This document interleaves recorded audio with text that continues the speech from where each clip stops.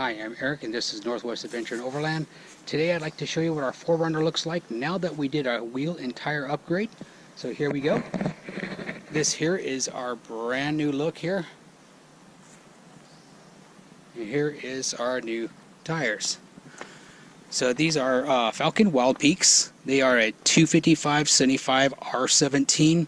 The wheels are American Outlaws, and they are a 17 by 8.5 inch wide by a -10 offset.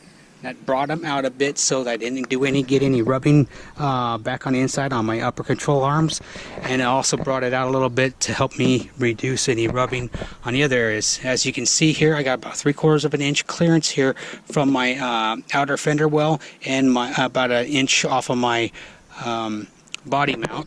And if I were to take the old mud flap and slide it up inside here, kind of fit it back up where it would be, you can see that it barely even clears. So if I were driving down the road, I made any kind of turn or any off-road stuff at all, with the suspension flex and everything, I would definitely be rubbing on that mud flap.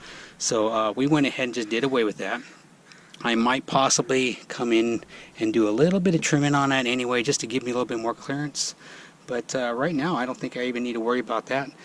It looks pretty good. I've got plenty of clearance around the other sides and everything, and over here on the back side, as you can see, we have quite a bit of clearance all the way around the mud flaps and everything, and they all look good.